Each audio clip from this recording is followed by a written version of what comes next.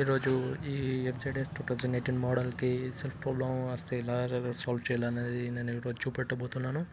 And friends, first of all వచ్చేసి నా బండి మీరు చూడొచ్చు 4000 కిలోమీటర్స్ తిరిగింది. చూడొచ్చు మీరు 4169 కిలోమీటర్స్ తిరిగింది. అండ్ సెల్ఫ్ ప్రాబ్లం వచ్చేసి మీరు చూడొచ్చు, సింగిల్ టైంకి అసలు స్టార్ట్ అవ్వడం లేదు. అండ్ ప్రెస్ చేస్తుంటే ఒక 2 times 3 times ప్రెస్ చేస్తే అప్పుడు స్టార్ట్ అవుతుంది. ఫస్ట్ టైం సాకెట్లో కార్బన్ వచ్చిందని చెప్పారు, తర్వాత రిపేర్ చేసినా అలాగే ఉంది. సో ఈ ప్రాబ్లం ఎలా సాల్వ్ చేయాలో చూద్దాం.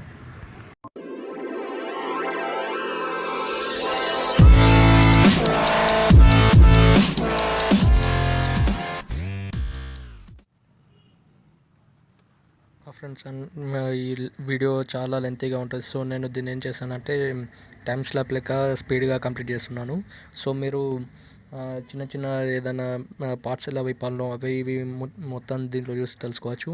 అండ్ నేను ఓన్లీ బండ్లో ఉండే టూల్ కిట్ తోటే నేను ఈ రిపేర్ మొత్తం చేస్తున్నాను. సో మీరు ఎక్కడైనా ఆగిపోయినా కూడా మీకు ఈజీగా ఉంటుంది అండ్ మీరు ఈజీగా చేసుకోవచ్చు. అండ్ నాకు ఇది ఏదైతే నాకు ఉందో నట్టు తిప్పడానికి ఈ టూల్ గ్రిప్ అనేది పోయింది. సో నేను ఇప్పుడు ప్లేయర్ యూజ్ చేద్దాం అనుకుంటున్నాను, కటింగ్ ప్లేయర్. దీంతో కూడా మీరు ఆ స్క్రూస్ని యూజ్ చేయొచ్చు. కాకపోతే మీ బండ్లో ఫస్ట్ బాగుంటే టూల్ తోటి మీరు ఈజీగా చేసుకోవచ్చు రిపేర్. అండ్ ఫస్ట్ సీట్ కింద టూ బోల్ట్స్ ఉంటాయి. ఆ బోల్ట్స్ తీసేసిన తర్వాత సీట్ అనేది మీకు ఈజీగా వచ్చేస్తుంది. ఆ 2 బోల్ట్స్ని మీరు ఇంతకుముందు మేము చూపెట్టిన బండ్లో ఉండే టూల్ కిట్ తోటి మీరు ఓపెన్ చేసుకోవచ్చు. అండ్ మీరు చూడవచ్చు, అక్కడ నేను 2 బోల్ట్స్ తీస్తున్నాను. ఆఫ్టర్వర్డ్స్ మీకు ఆ సీట్ అనేది ఈజీగా వచ్చేస్తుంది. అండ్ ఫ్రెండ్స్, నేను చెప్పాను కదా, అవి సీట్ కింద ఉండే 2 బోల్ట్స్ మీరు చూడవచ్చు నట్టు గ్రిప్ పోయింది. సో నేను ప్లేయర్ యూజ్ చేశాను. అండ్ ఫ్రెండ్, నెక్స్ట్ మన ఈ సీట్స్ తీసేసిన తర్వాత మీరు కింద ఉండే ఫస్ట్ మీరు కూర్చుండే ఫ్రంట్ సీట్ ఎలా తీయాలంటే బ్యాక్ ఇలా పుల్ చేస్తే సీట్ వచ్చేస్తుంది. అండ్ తర్వాత నేను సేమ్ అదే ఆ టూల్ కిట్ తోటే మీరు స్క్రూస్ కూడా తీసుకోవచ్చు. మీరు నేను చూపెట్టిన విధంగా మీరు స్క్రూస్ కూడా తీసుకోవచ్చు. అండ్ ఫ్రెండ్స్, మీరు ఈ టూల్ కిట్ తోటి దాదాపు ఆల్మోస్ట్ మీకు ఈజీ చిన్న చిన్న థింగ్స్ అన్నీ మీరు ఏమేమి చేయాలనుకుంటున్నాను అంటే ఏమైనా చిన్న చిన్న ప్రాబ్లమ్స్ అయితే ఈ టూల్ కిట్ తోటి రిపేర్ చేసుకోవచ్చు. అందుకని కంపెనీ వాళ్ళు టూల్ కిట్ని ఈజీగా ప్రొవైడ్ చేస్తారు. అండ్ మీరు నేను చూపెట్టిన ఈ 3 పాయింట్స్ దగ్గర జాగ్రత్త ఉండాలి. ఎందుకంటే అది మన ఫైబర్ ఏదైతే సైడ్కు ఉండే ప్యానల్ని ఎరగొట్టే అవకాశం ఉంటుంది. సో మీరు దాన్ని చాలా స్మూత్గా డీల్ చేయాలి. దానికి రబ్బర్ గ్రిప్స్ ఉంటాయి పైన 2 sides, కింద నార్మల్ ఉంటుంది. అండ్ బాడీ వచ్చేసరికి ప్లాస్టిక్ కాబట్టి మీరు చాలా జాగ్రత్త ఉండాలి. అండ్ ఫ్రెండ్స్, నేను ఈ పార్ట్ని ఆల్రెడీ ఫస్ట్ అయిపోయాను. అండ్ ఇది చాలా ఈజీగానే ఉంటుంది. మనం ఈ క్లిప్ అయితే ఏదైతే మీకు ఇప్పుడు చూపిస్తున్నానో బ్లూ కలర్, అది ఫ్యూజ్ అండి. ఆ ఫ్యూజ్ ప్రాబ్లం ఏదైనా వస్తే మనకి సెల్ఫ్ అనేది కొంచెం ప్రాబ్లం అవుతుంది.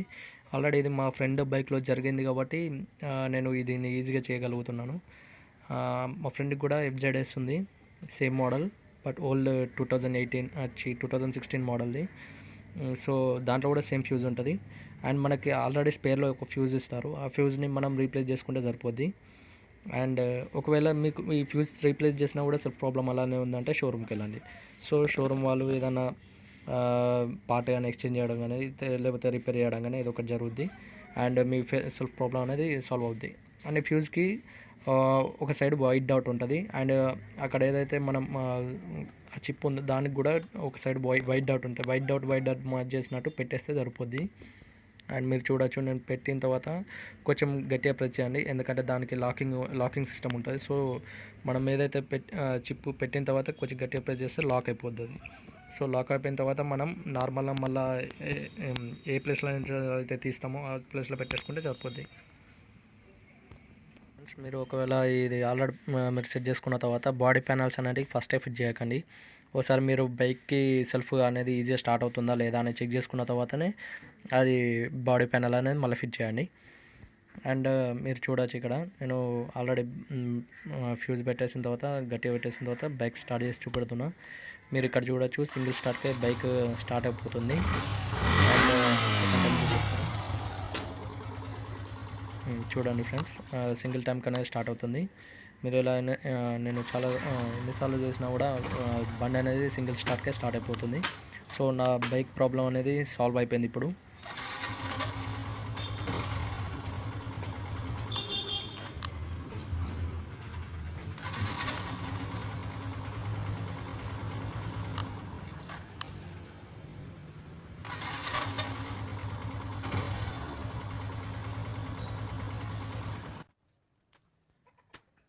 అండ్ ఫ్రెండ్స్, ఇంకా నా జిఎన్ యూట్యూబ్కి మీరు సబ్స్క్రైబ్ అవుతే ప్లీజ్ సబ్స్క్రైబ్.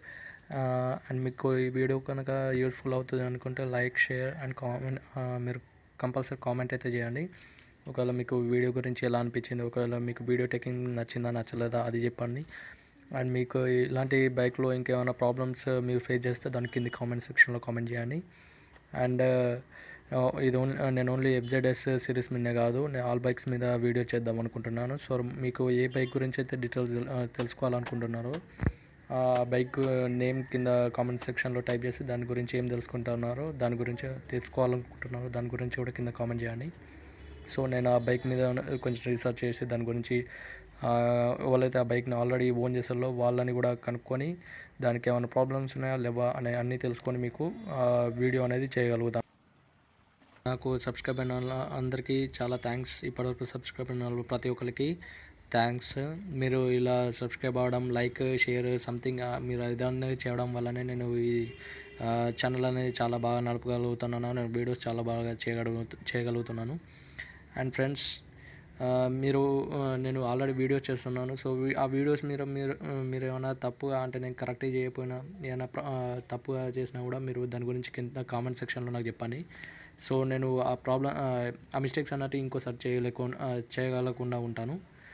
అండ్ ఇంతకుముందు వీడియోస్లో ఎవరైతే మంచిగా చెప్పారు, దాని గురించి మిస్టేక్స్ ఉంటే మిస్టేక్స్ నాకు చెప్పారు, వాళ్ళందరికీ థ్యాంక్స్. మీరు ఇలా చెప్పడం వల్లనే నేను వీడియోలు అనేది చాలా బాగా చేయగలుగుతున్నాను.